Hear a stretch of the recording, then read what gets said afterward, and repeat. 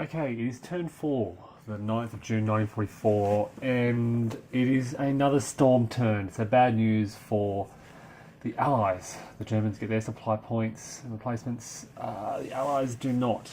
They don't get much in this turn, which, again, turn 3 and 4 storm turns is pretty disastrous start for the Allies.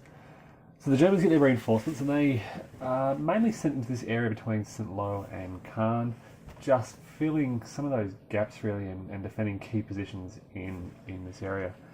They don't do a lot over in the left around Utah. They've got a pretty strong position to really hem the Allies in around this area. Moving around to, I guess, bolster their defences around Carrington. But not much happening in this area. Out around Caen, those reinforcements arrive, and they're now in a good position to hit those British troops, particularly out on the right, on the right-hand side in the northeast there.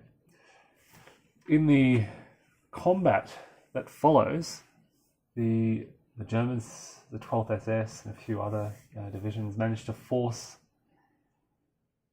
the British back across that canal, and the Germans in this area have really shored up their defences of this area, making it very hard for the British to push in just that northeastern region. Now, during the American movement turn, of course, no reinforcement points available. They can't do much in Utah. All these units are pretty heavily reduced. They can't do much just east of Carrington. There's now a river there with some units blocking that. So they're trying to push down towards St. Lo. And you can see that drive taking place. So they...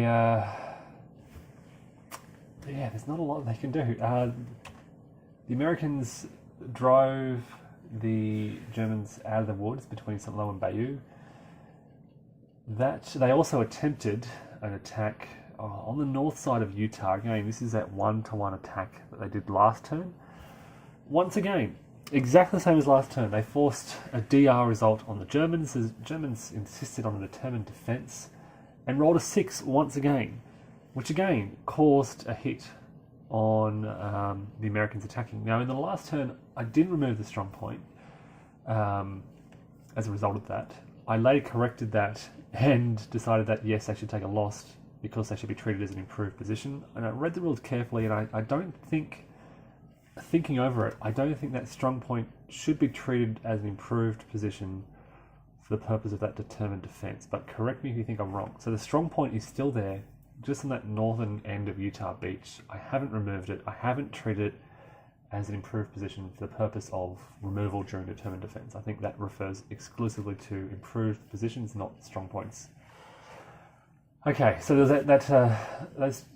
those American attacks there. They're pushing towards St. Lo. Having said that, there are German reinforcements just below that area which can help shore up those defences. Over in the east, in the British sector, the British pushed some of those Germans, I think it's the 21st Division, just to the west of Caen, around Carpeek, where that airfield is. They managed to force them out of the town hex there. But otherwise, there's a lot of British units almost now defending their own beachheads. The Germans pushed in the east, the British gained some ground in the west. But as you can see throughout this area, a lot of German reinforcements ready to plug any gaps, and indeed they are now pushing back against the British. So that is the end of that fourth turn. Things not going well for the Allies.